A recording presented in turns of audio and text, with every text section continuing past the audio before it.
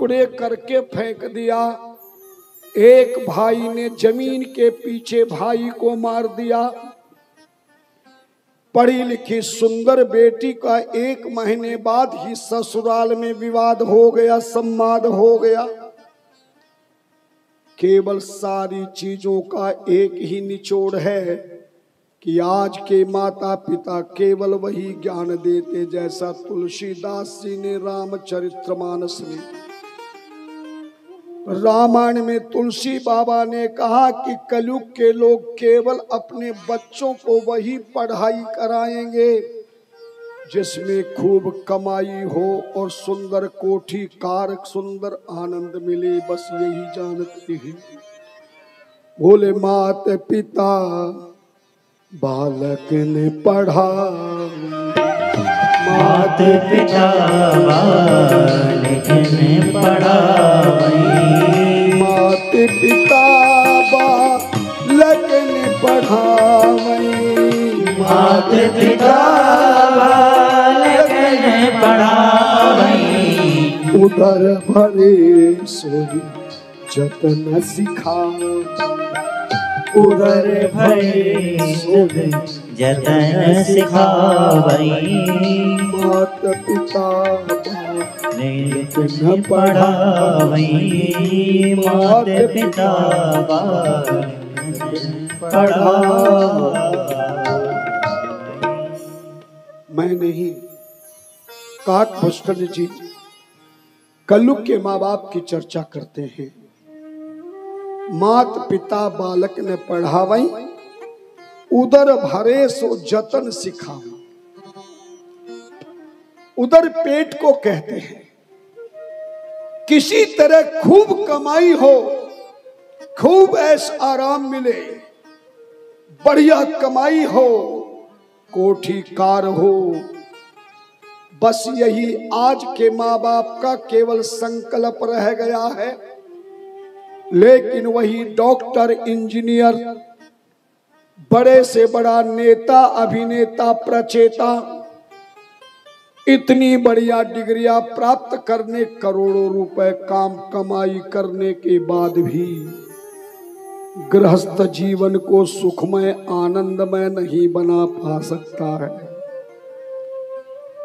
क्योंकि बिनु सत्संग विवेक न होई, राम कृपा बिनु सुलभ न सोई, राम कृपा बिनु सुलभ न सोई। संत कहते, धर्म ग्रंथ कहते हैं, जब तक अपने बच्चों को आप सत्संग कराने की आदत नहीं डालोगे और बड़े डिग्रियां प्राप्त करने के बाद वो सत्संग में नहीं आएंगे, भले तुम्हें दरवाजे से बाइक से छोड़ के चले जाएं, गाड़ी से छोड़कर चले जाएं, पर खुद सत्संग का आनंद नहीं ले पाएंगे। मेरा निवेदन है, आज पति और पत्नी का घर बार इसी प्रकार से नहीं बन पाया जैसे शिव और सती का परिवार नहीं बस पाया, क्योंकि सती सत्संग में गई पर सत्संग नहीं सुना। श्री राम के दर्शन हुए पर प्रणाम नहीं किया, बल्कि राम जी की परीक्षा लेने चली गई।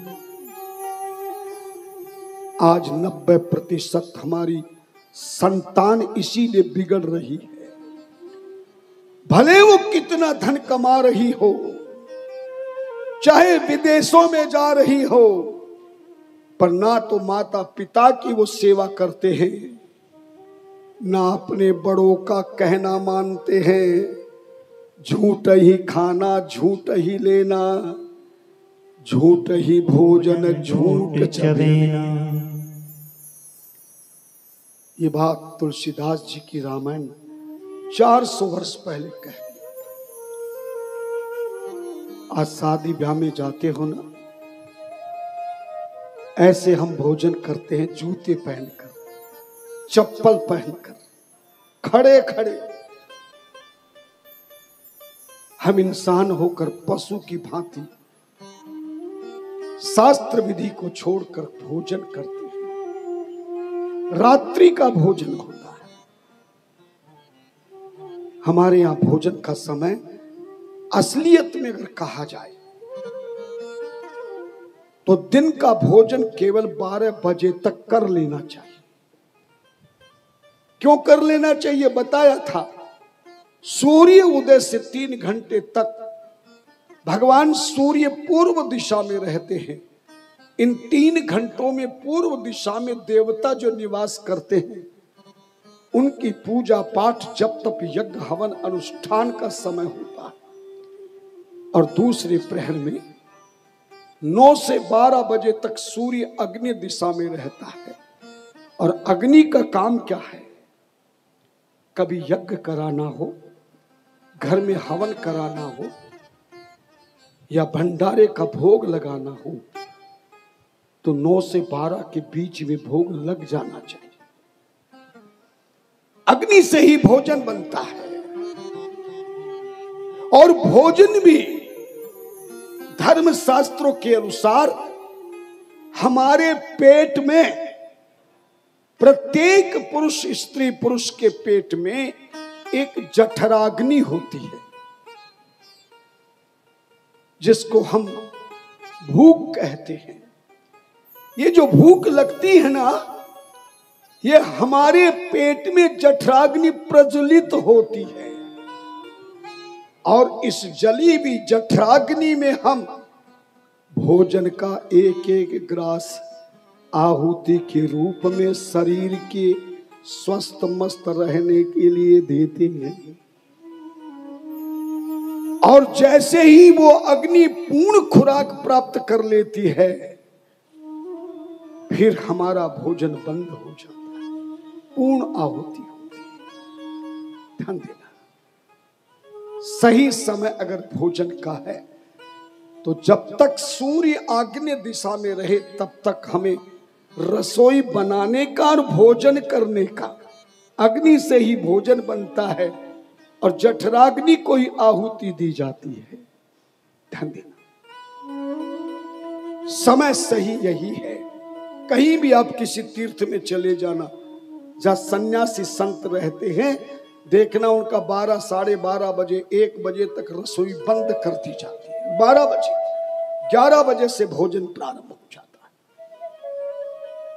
फिर 12 से 3 बजे सूर्य भगवान दक्षिण दिशा में जाते हैं। यह हमारी कमाई का या शयन का समय है। ध्यान देना, जैसा खाओगे अन्न वैसा बनेगा मन, जैसा पियोगे पानी वैसे बनेगी वाणी। आज हमारा आहार व्यवहार संस्कार सब अशुद्ध हो गया है, जबकि बहुत सत्संग चल रही है। पहले, आज से 80 साल पहले, 60 वर्ष पहले तो मैंने भी देखा है। पहले भोजन केवल 12 बजे तक दिया जाता था। 12 बजे तक के बाद अगर मेहमान आए उसे मात्र जलपान कराया जाता था। और सायंकाल का भोजन सूर्यास्त ना हो भी उससे पहले पहले भोजन कर लेना चाहिए, क्योंकि रात्रि होने पर भले कितनी भी लाइट जल रही हो पर जीव जंतुओं का भोजन में मिलने का शंका रहती है। जिस भोजन को हम कर रहे हैं अगर सूर्यास्त से पहले करेंगे तो हमें किसी लाइट की आवश्यकता नहीं। कहते सूर्यास्त से पहले भोजन हो जाना चाहिए। और शयन हमारा 9 बजे तक हो जाना चाहिए। पर हमारा सब कुछ दिन का बिगड़ा हुआ है। जब हमारा नित्य कर्म ही बिगड़ा हुआ है तो शरीर तो अपने आप बिगड़ेगा। अगर मैं कटु भाषा में कहूं तो रात्रि राक्षसों का भोजन होता है। 8 बजे के बाद जो भोजन किया जाए वो राक्षसों का भोजन कहलाता है। सूर्यास्त से पहले किया जाए भोजन वो अमृत भोजन होता है, और सूर्यास्त से 8 बजे तक का भोजन स्वास्थ्य वर्धक भोजन होता है। ऐसा हमारे धर्म ग्रंथों में हमें बताया है। आहार जब और आहार मानी भोजन, खाने पीने की चीजें, और तली हुई चीजें हम बहुत खा रहे हैं, जिससे अनेक बीमारियां हमारी हो। आज माइक बढ़िया नहीं बना, हमारा माइक बदलना पड़ेगा। करो जरा।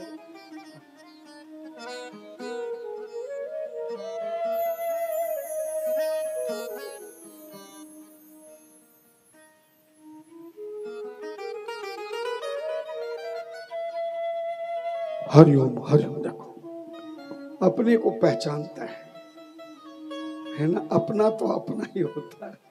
हरे हरे महादेव, हर हरे महादेव, हरे हरे महादेव।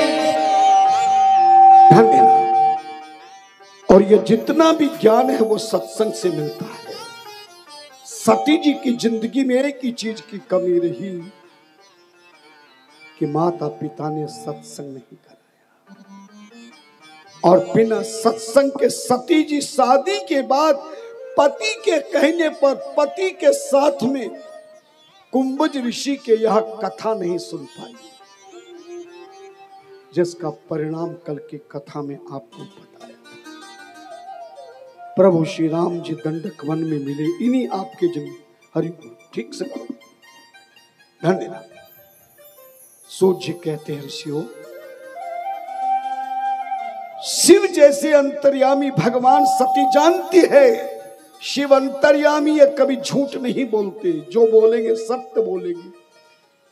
फिर भी शिव जी ने कहा कि जासु कथा कुंभज ऋषि गाई, भगत जासु मैं मुनि सुनाई, सोई मम इष्ट देव रघुवीरा, सेवत चाहे सदा। इतना ज्ञान देने पर भी सती ने प्रभु श्री राम को प्रणाम नहीं किया। और जिस परिवार ने मां पति पत्नी अगर बचपन से हरिओम हरिओम हरिओम सत्संग का नियम बना ले, मुझे बहुत खुशी है। कथा बुकिंग हुई तो ऐसा लग रहा था कि शायद पता नहीं वहां भीड़ होगी कि नहीं, यहाँ लेकिन सबसे ज्यादा सत्संग सत्य संग होता हो वहां पर रोज जाओ तुम, जहाँ सत्संग होता हो वहाँ पर रोज जाओ तुम, जहाँ सत्संग होता हो वहाँ पर रोज जाओ तुम, वहाँ पर रोज जाओ तुम, वहाँ पर नित्य जाओ तुम, वहाँ पर रोज जाओ तुम, वहाँ पर नित्य जाओ तुम, वहाँ पर नित्य जाओ तुम, वहाँ पर नित्य जाओ तुम। हमें फुर्सत नहीं कहकर, हमें फुर्सत नहीं कहकर, ये मौका मत गवाओ तुम, जहाँ सत्संग होता हो वहाँ पर रोज जाओ तुम। तालियां।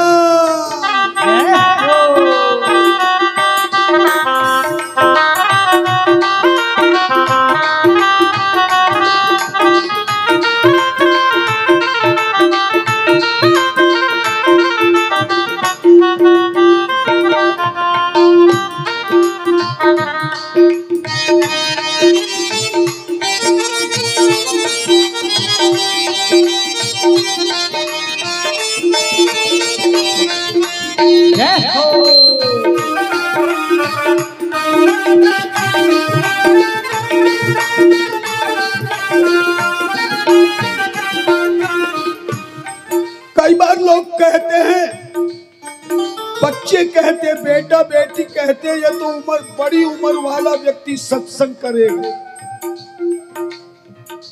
लेकिन सत्संग करने की कोई उम्र नहीं होती। जिस दिन ये तुम्हारा शरीर बीमार हो जाएगा, बुढ़ापे में, वृद्ध अवस्था में बेकार हो जाएगा, आंखों में पड़ जाएगा जाला, बुढ़ापे में, वृद्ध अवस्था में क्या हालत होगी। जो सोचते हैं कि बुढ़ापे में सत्संग करेंगे, रिटायरमेंट के बाद सत्संग करेंगे, आंखों में पड़ जाएगा जाला,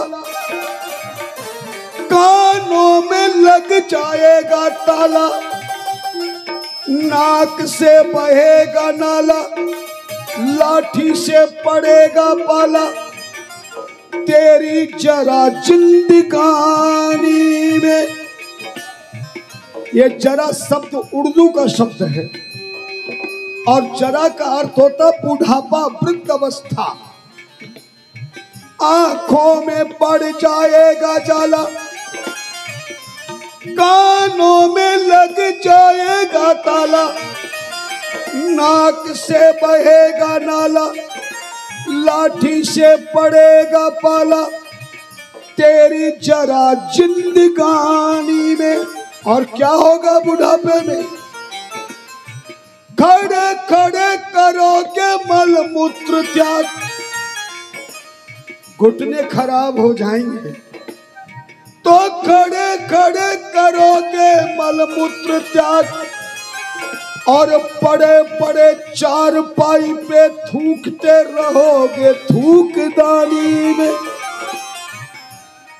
ना आंख काम करेगी, ना कान काम करेगा, ना नाक काम करेगा, ना बुद्धि काम करेगी, ना चला जाएगा, ना बैठा जाएगा, ना सुना जाएगा। ऐसी अवस्था में फिर सत्संग करोगे क्या? सत्संग क्या करोगे जब शक्ति न रहेगी तब? सत्संग क्या करोगे जब शक्ति न रहेगी तब? भजन क्या करोगे जब शक्ति न रहेगी तब? भजन क्या करोगे जब शक्ति न रहेगी तब? तेरी जरा जरा सी वो जरा जिंदगानी, तेरी जरा जरा सी वो जरा जिंदगानी है। कर ले भजन यही साथ जाएगा, कर ले भजन यही साथ जाएगा। और गया हुआ समय, हो गया हुआ समय तेरे हाथ आएगा। कर ले भजन यही साथ जाएगा, कर ले भजन यही साथ जाएगा।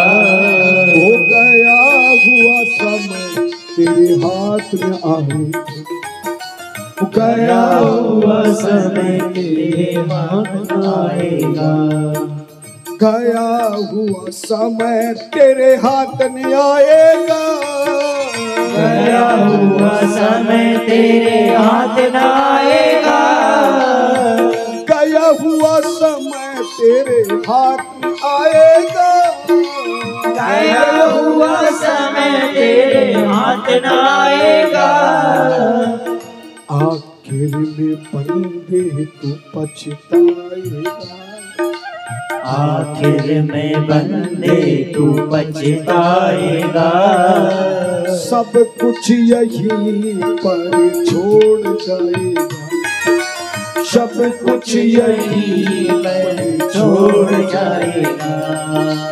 कर ले भजन यही साथ जाएगा, कर ले भजन यही साथ जाएगा। गया हुआ समय तेरे हाथ में आएगा, हो गया हुआ समय तेरे हाथ न आएगा। इसीलिए संत कहते हैं अरे सत्संग करने की नहीं कोई उम्र होगी। अरे सत्संग करने की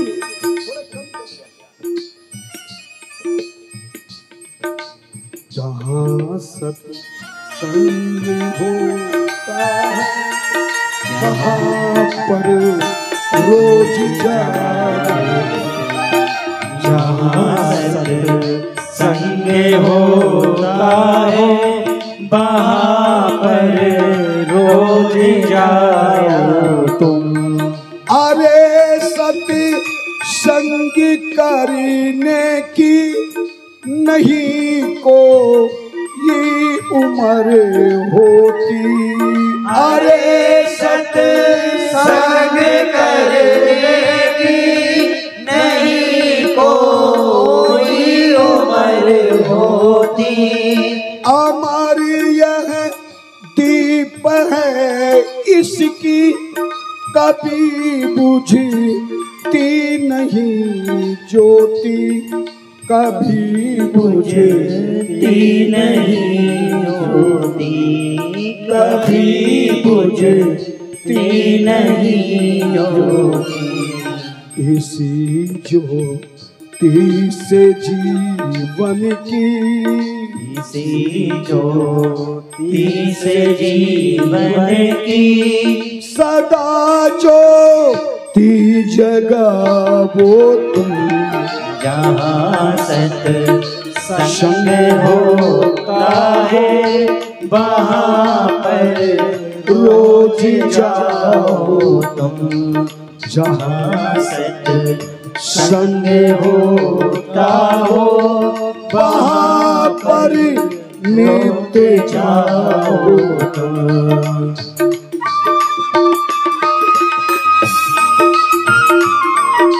जय हो।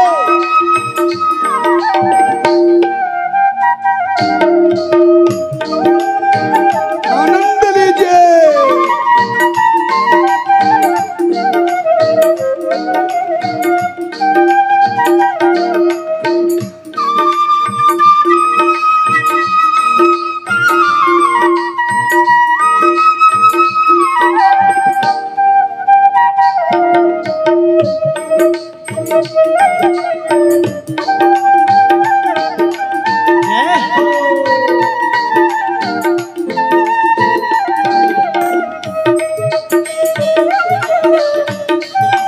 क्या बात है।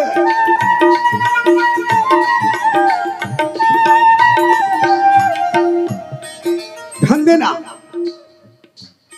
एक बार सत्संग करने का तुम्हें अनुभव हो गया है, जरा अनुभव तो करी देखो कि क्या बदलाव आता है। जरा अनुभव तो करी देखो कि क्या बदलाव आता है। कपट सब दूरी होता है, हृदय निर्मल बन जाता है।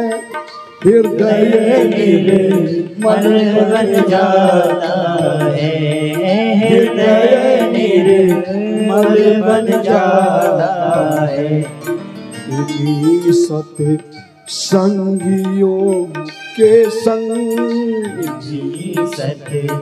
सत्संगियों के संग सदा जीवन बिताओ तुम। जहाँ सत्संग होता हो वहाँ पर रोज जाओ तुम। जहाँ सत्संग होता हो वहाँ पर नित्य जाओ तुम।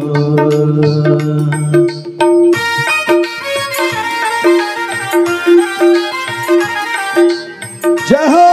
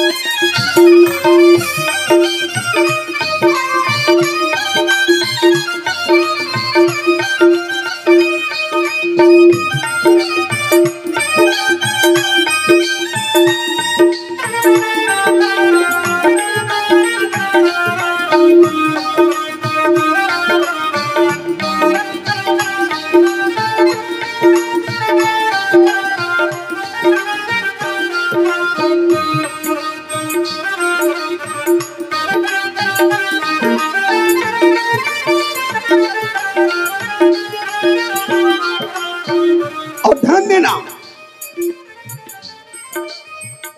आप रात भी नींद नहीं आती और मन करता कब सत्संग का समय हो और कब हम कथा सुने, जरा हाथ उठाकर बताइए क्या बात है। और ऐसा सत्संग का रंग चढ़ गया होगा, जब कल कथा का विश्राम होगा तो हमारे जाने के बाद तुम्हें आराम भी नहीं मिलेगा। कई दिनों तक लगेगा कि क्या हो गया है। कितने लोगों पर सत्संग का रंग चढ़ गया है, क्या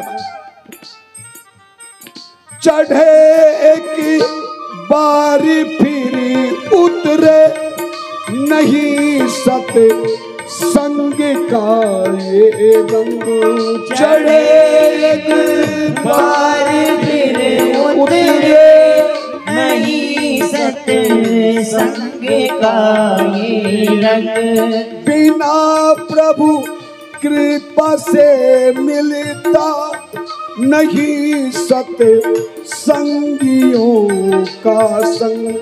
नहीं सत संगियों का संग, नहीं सत संगियों का संग। गुरु संतों की सेवा कर, गुरु संतों की सेवा कर, प्रभु सानिध्य पावो तुम। जहाँ सत्संग होता हो वहाँ पर रोज जाओ तुम। जहाँ सत्संग होता हो वहाँ पर रोज जाओ तुम। वहाँ पर रोज जाओ तुम, वहाँ पर नित्य जाओ तुम। वहाँ पर रोज जाओ तुम, वहाँ पर नित्य जाओ तुम। वहाँ पर नित्य जाओ तुम। लेकिन हमें क्षति नहीं कहकर, हमें फुर्सत नहीं कहकर, ये मौका मत गवाओ तुम। जहाँ सत्संग होता हो वहाँ पर रोज जाओ तुम। जहाँ सत्संग होता हो वहाँ पर रोज जाओ तुम। सती के साथ विवाह करके भगवान शंकर ने हम संसार के नर नारियों को बता दिया है, अपने बच्चों को, अपनी बेटी और बेटों को बचपन से ही सत्संग में लाना शुरू कर दो। कितना भी वो पढ़ाई लिखाई करे पर सख्त हिदायत दे दो।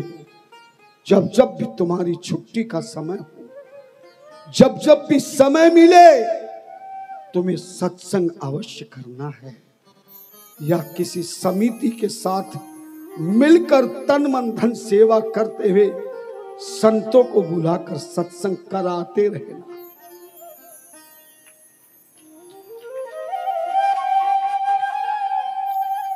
सूत जी महाराज ने यही कहा, बस दो काम कर लो जिंदगी की।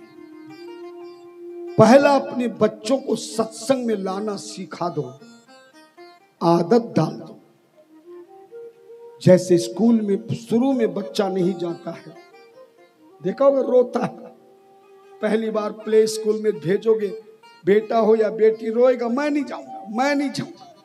पर माता पिता जबरदस्ती भेजता है, और पहली क्लास में एडमिशन होने के बाद अगर माता पिता उसे रोकना भी चाहे तो कह के नहीं नहीं नहीं, मेरी एब्सेंट लग जाएगी, मुझे ज्यादा से ज्यादा उपस्थिति दिखानी है, छुट्टी के दिन देर तक बच्चा सोएगा, लेकिन देखना स्कूल के समय अपने आप जाग जाता है और स्कूल में भाग जाता है। यही आदत तुम सत्संग की डालो।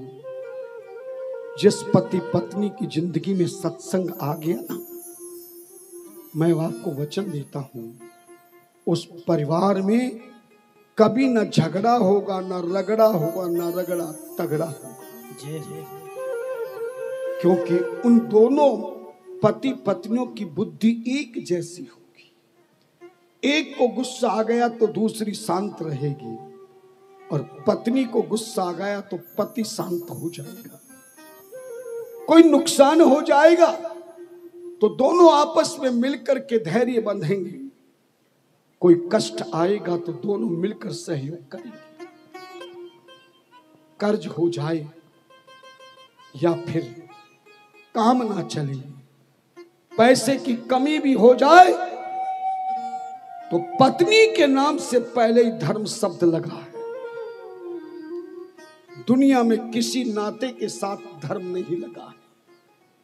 अगर धर्म शब्द लगा है तो किसके साथ लगा है? पत्नी के साथ। धर्म पत्नी कहा जाता है।